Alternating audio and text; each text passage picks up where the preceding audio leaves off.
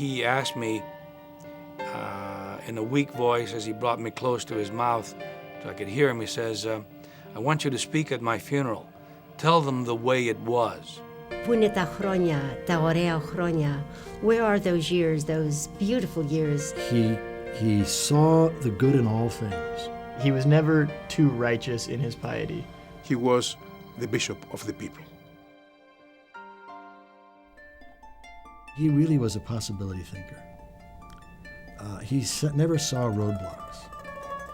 And it goes back to his early childhood, if you realize the humble beginnings of where this man came from. He loved, of course, his native island of Crete. The Germans were there for the first 10 years of his life, the German occupation. The triumph of coming from nothing.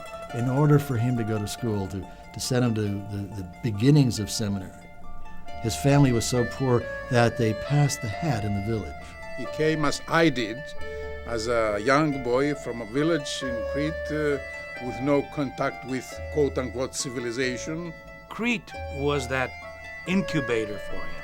It was the place that grounded him, that was his compass. He finally left to come to the United States. He was already A mixture of what I would say a St. Paul and a Zorba the Greek. He would dance in the spirit. The bishop in the Orthodox tradition plays a key role. When we use the word Metropolitan bishop, simply Metropolitan bishop means that he's in charge of a large area metropolis. Always in the back of his mind was to serve the people, to serve the church, and to achieve something. He really energized everyone with the possibilities of what the ancient faith could do in contemporary times.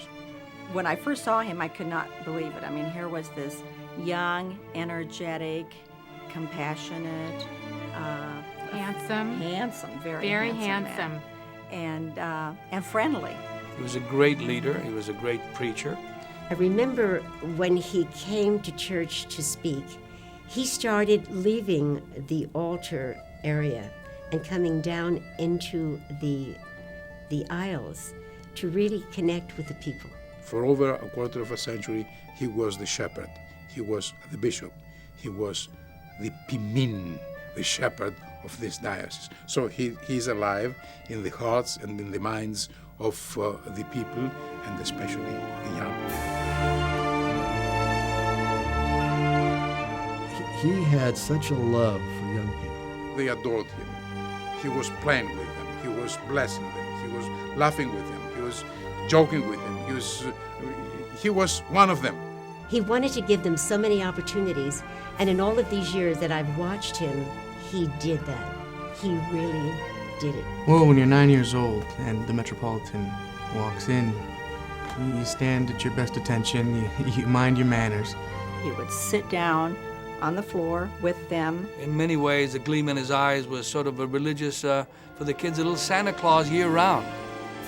Deep in his heart, he was a child. You could see the littlest thing that could happen that would just ignite him in such a positive way. He realized that unless the youth were connected to faith in the church, that there would be nothing to look forward to, no matter how great the buildings, no matter how beautiful the cultural element or the icons or the rest, that the soul, the passion had to be the generations to come. With FDF, you know, it's always been close to $500,000 budget to put on this event, and he had no problem just putting his complete faith and trust in the youth. He really gave off this warm feeling where you didn't have to feel like you had to pretend, where you felt like you could be yourself with him. Kind of neat to think like I'm kicking it with the bishop at the time of the diocese, yeah. As a 12-year-old, and he was interested in me. He wanted to know what was going on in my life. I thought that was cool. Well, every year at opening ceremonies, he's got his famous saying of "no hanky-panky," and no hanky-panky would say no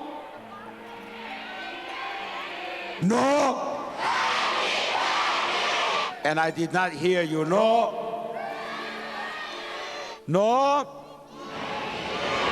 I can't hear you. No, there shall be no No hanky-panky. No. No hanky-panky indeed. I still am not convinced that you mean it. No. Good luck. God bless you from the depth of my heart. He'd love to see kids from FDF or any of the youth conferences meet and get married. He'd love to go and do their weddings. The head of our church in the West is going to come to my wedding and perform the service? What a great compliment. What a great honor. Day of the wedding, he comes out of the altar at St. Sophia. I thought of my wedding, and I remember him putting the crown on my head and then stepping back and just placing it just right, just so I could look nice. Here is the human side of the bishop. Here is the sympathetic side of the bishop. Here is the compassion of the bishop. Here is the love of the bishop for his people. I guess when you're Greek, dancing is just a way of life. In the dance, there is a spirit of tradition, a spirit of history, a spirit of connection of the young people who, although they may not speak the language, through the dance, they connect. They connect with the fathers, the grandfathers, the history of their great heritage. When you see people holding hands, there is an enormous energy. There's a continuum. You know, there's lots of memories of him out there with the little kids dancing in a circle. Being that young and being on the stage and getting to dance with the Metropolitan, whoa, wow, that's a privilege. You're special. You know, you have this ribbon on your shoulder right here, and you're dancing in a line, you have the Metropolitan in front of you. It would be like any of us dancing with a movie star. And he was a person that wasn't going to sit out a dance. In many instances, he said to me, turned to me and said, I am afraid I have to go and dance myself now. He was, taken by the thing so much that he would let everything and run, just join, and then return, and we could continue watching the whole thing for 3 days. And he made my dad swear on the Bible and promise on his own life that if the Metropolitan were still with us at the time of FDF, that Dad would make arrangements to have him at the Folk Dance Festival on the stage, hospital bed and all. He didn't care. He said, I don't care if the doctors tell you it's going to kill me. He says, if I'm still with you guys by FDF, he says, I have to be on that stage, Peter, and you have to get me there. If I happen to die in the days of the FDF, I want you to bring my casket in the FDF so that I can see my kids again. He said that. And he would dance, and he would laugh, and he would sing. He was in it. If there was a dance, he was jumping in, he was leading the dance, and that's how he saw his ministry. He was involved. And not only uniting our metropolis with other metropolises, but our country with other countries, you know? And in his passion for it all is shown in the way that he treats people, in the way that he is respected by people, and in the things that he's done for this program and other programs. If he set out to achieve something, he would get it done. He had an ability to mobilize people. He would recruit everybody and anybody that would be willing to follow along. He really made us feel like we could do anything. We started believing that we could do anything with this thing. We could take this program anywhere. If he thought it was good, he would say, go for it. Do it. It was, even if I didn't want to, you couldn't say no. Anyone that did something for him and saw the joy in his face, that was thanks enough. And I don't know of any greater feeling that a leader can give to somebody else, a boss, a manager, the ability to impart absolute trust. I think his legacy is one of building and unifying. You know, he really brought people together and thinking forward. People would say, no, you can't do that. People won't give to this. There aren't enough of us. He would risk everything in order to achieve his goals.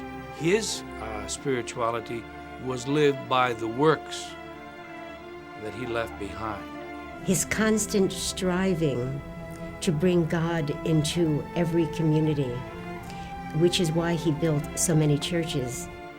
When he bought that famous St. Nicholas Ranch, and he told me what he had in mind, I screamed at him, I said, are you crazy? He envisioned as a place for people to be pilgrims and to go and have a spiritual retreat and then ascend the hillside there to see the beautiful monastery and to hear the chants and be part of the worship, and then go into this heritage center and see a little bit of the history of our metropolis and of our faith. He did a wonderful job up there with the retreat center, with the monastery, with the camps, with the kids and cancers and everything else, and now it is self-sustained. It is your responsibility to take the potential and build it. And this is not only true in works, but in each individual heart. Guys, you need to have faith. You need to have faith in Christ and God that He can provide. Now we're involved in this huge, actually worldwide endeavor.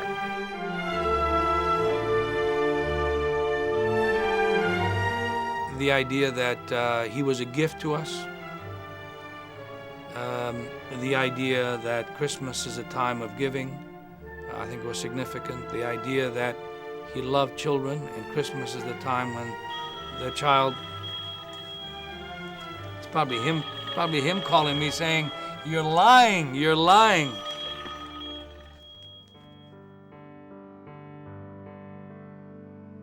I'm just a simple man from a village in Crete. He was real. He was real.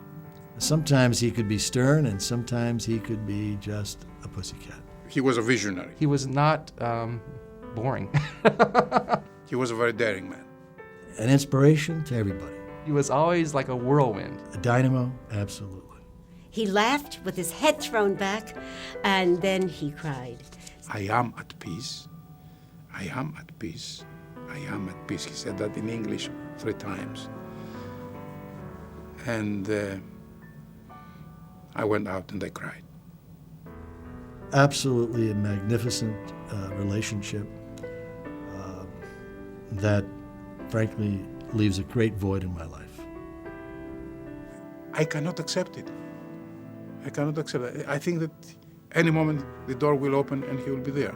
I think we're all still feeling a little empty inside. When we think about it, I think there's just something, a lump in our throats. You really don't notice what you have until it's gone, and the Metropolitan was phenomenal in everything that he did and everything that he sacrificed for this program and for all of his other programs.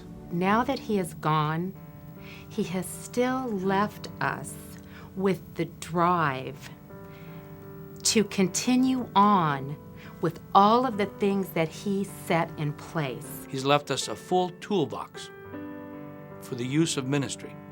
And it is up to us, especially the youth, to properly use those tools to propagate the faith. I don't think any of those things are going to stop. I think he's going to be looking down at us, and he's still going to be saying, go for it. I believe that he will be a fervent intercessor on our behalf. So I think that perhaps his prayers for us now will make him even a stronger influence than he already was. He would say to the good Lord, well, Lord, I did what I could. Now it's up to you to tell me evye or not evye, meaning well done or not well done. To believe and to live Christ and to go forward with that message, which is the gospel, which is the apostolic call. He was a bishop, and that was his job, and he did it well. Yeah. So we don't speak about his memory being eternal. We speak about a continuous presence, as it happened with all the hierarchs and the people of the church who served their people with dedication, faith, and love, as did Metropolitan Anthony.